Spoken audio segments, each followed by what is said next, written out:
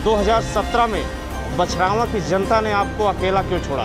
कांग्रेस से गठबंधन होने के कारण ये परिणाम सामने रहा है और समाजवादी पार्टी हमारे खून में बसती है, इसलिए समाजवादी पार्टी से अलग होने का सपना ख्वाब कभी कोई न देखे और समाजवादी पार्टी मेरे अंतरंग में समाहित है।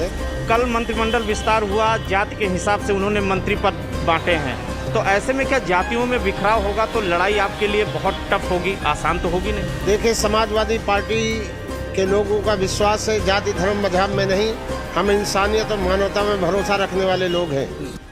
आज के हमारे खास मेहमान हैं रायबरेली की बछरावा विधानसभा से 2 बार रहे विधायक रामलाल लकेला। नमस्कार, मैं हूं अशोक कुमार, आप देख रहे हैं INF इंडियन न्यूज फ्रीक्वेंसी।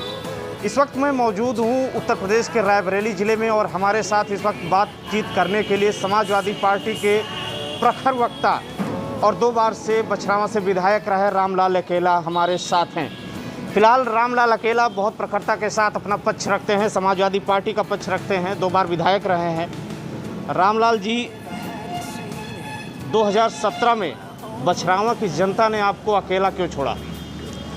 देखिए, 2017 के चुनाव में बछरावा की जनता ने हमें अकेले छोड़ने का काम नहीं किया। 2017 के चुनाव में कांग्रेस से गठबंधन होने के कारण ये परिणाम सामने रहा है और जिसकी वजह से भारतीय जनता पार्टी को विजयश्री प्राप्त हुई। ये आप कारण मानते हैं? 2012 में जब मुख्यमंत्री अखिलेश यादव बने, आप उस वक्त विधायक थे, कई आरोप आप पर लगे, अखिलेश यादव ने खुद आप पर कार्रवाई भी की थी। आप चाहते तो समाजवादी पार्टी छोड़ सकते थे, लेकिन आपने समाजवादी पार्टी नहीं छोड़ी, क्यों? देखिए, समाजवादी पार्टी मेरी आत्मा है, समाजवादी पार्टी मेरा पवित्र मंदिर है और अखिलेश यादव और मुलायम सिंह यादव जो हमारे मसीहा हैं, जो हमारे नेता हैं और समाजवादी पार्टी हमारे खून में बसती है, इसलिए समाजवादी पार्टी से अलग होने का सपना ख्वाब कभी कोई न देखे और समाजवादी पार्टी मेरे अंतरंग में समाहित है, इसलिए नेता हमारे जो फैसला लेते हैं वह फैसला हमारे सिरोधार्य रहता है और समाजवादी पार्टी सदैव उस पर हमने 91 से लेकर के आज तक समाजवादी पार्टी को संभालने में, रायबरेली मजबूत करने में हमारा योगदान रहा है, इसलिए समाजवादी पार्टी ही हमारी आत्मा है। 2022 में वो कौन से एजेंडा होंगे जिनको लेकर रामलाल लकेला बछरावा की जनता के बीच जाएंगे?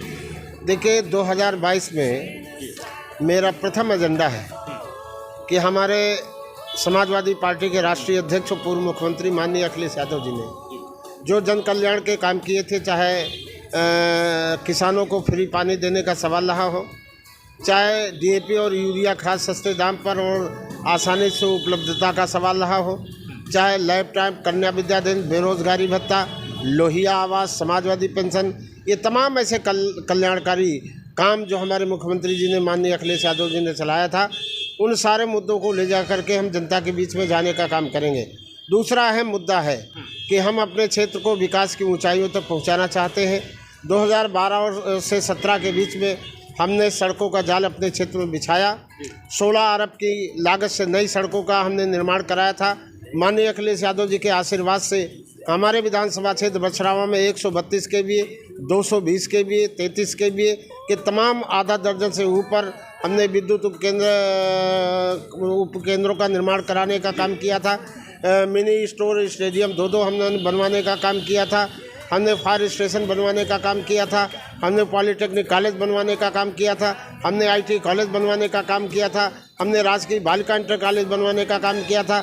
हमने राजकीय इंटर कॉलेज बनवाने का काम किया था। ये तमाम ऐसे मुद्दे हैं विकास के जो सीधे जनता को जोड़ने का काम करते हैं और सबसे बड़ा मुद्दा है मेरा कि क्षेत्र में भाईचारा स्थापित करना, हिंदू मुस्लिम सिख ईसाई एकता को मजबूत करना, नफरत की राजनीति को दरकिनार करते हुए विकास के पहिए को तेज़ करना, भाई भाई को लड़ाने के बजाय भाई को भाई से मिलाने का काम करना, ये और पीड़ित दबे कुचले लोगों को इंसाफ दिलाने का काम करना, ये हमारा प्रथम लक्ष्य रहेगा। हाल ही में भारतीय जनता पार्टी ने 4.5 सालों का काम गिनाया। हर जिले में उन्होंने मीडिया के सामने अपनी बात को रखा। कल मंत्रिमंडल विस्तार हुआ, जाति के हिसाब से उन्होंने मंत्री पद बांटे हैं, तो ऐसे में क्या जातियों में बिखराव होगा तो लड़ाई आपके लिए बहुत टफ होगी, आसान तो होगी नहीं? देखिए, समाजवादी पार्टी के लोगों का विश्वास है जाति धर्म मजहब में नहीं, हम इंसानियत और मानवता में भरोसा रखने वाले लोग हैं। हम सभी जातियों, धर्म, मजहब के लोगों का सम्मान करते हुए सारी जातियों को जोड़कर हम समाजवादी लोग हैं और हम किसी जाति धर्म में भेद करने का काम नहीं करते। भारतीय जनता पार्टी जो इस समय कर रही है, उसने झूठ का पुलिंदा जो 2019 के चुनाव में और 2017 के चुनाव में 2 करोड़ नौजवानों को रोज़गार देने का काम करेंगे और 15-15 लाख रुपया सबके खातों में देने का काम करेंगे, तो उन्होंने ऐसा कोई काम तो किया नहीं। आज आवारा पशुओं ने किसानों का जीना दूभर कर दिया है। किसान परेशान, बर्बाद है। किसानों की फसलों को उचित दाम देने का काम कोई नहीं कर रहा है। नहरों में पानी नहीं आ रहा है। बिजली की व्यवस्था पूरी तरीके से चरमरा गई।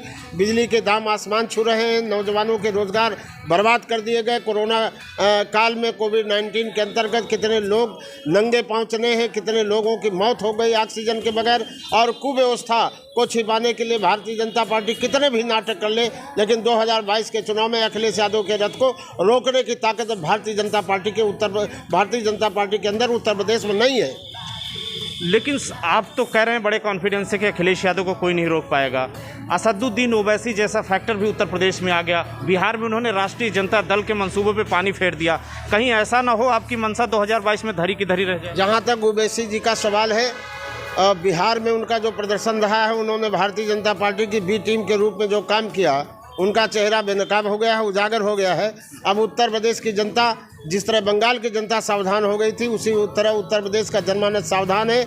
और ओवैसी जी को हमारी सलाह है को भारतीय जनता पार्टी का बैनर ओढ़ करके काम करना शुरू कर दें तो ज़्यादा बेहतर है। भारतीय जनता पार्टी के बी टीम के रूप में जो उन्होंने काम किया है, वो बेनकाब हो गया है उनका चेहरा। और सारी जनता, हिंदू, मुस्लिम, सिख, ईसाई, किसान, नौजवान, सब अखिलेश यादव जी के साथ चल पड़ा है। रामलाल जी, एक व्यक्तिगत सवाल ये है कि आप कई बार विधायक रहे हैं, आप चाहते तो अपने बेटे को डॉक्टर, इंजीनियर, टीचर कुछ भी बना सकते थे। राजनीति में विक्रांत अकेला को क्यों? देखिए, राजनीति में विक्रांत अकेला को इसलिए कि उसकी अपनी व्यक्तिगत रुचि रही है और उसने कहा कि हम अखिलेश यादव के आदर्शों पर चलने का काम करेंगे। और उसने ये भी कहा कि अपने पापा के हाथों को मजबूत करते हुए, उनके कार्य को संभालते हुए हम क्षेत्र में जनसेवा करेंगे, लोगों की सेवा करने का काम करेंगे। इसीलिए वो कहीं से मनोनीत होकर के राजनीति में नहीं आया। वो चुनाव लड़ करके ब्लॉक प्रमुख बन करके चुनाव में आया है। और जिला पंचायत के इस चुनाव में जहां भारतीय जनता पार्टी के पूर्व विधायक 2-2 बार के और जिनके पक्ष में वर्तमान विधायक रामनरेश रावत जी और एमएलसी राजा राकेश प्रताप सिंह, एमएलसी माननीय दिनेश प्रताप सिंह जैसे लोग तमाम अपने प्रत्याशी महाराजगंज में जिला पंचायत का चुनाव लड़ रहे थे।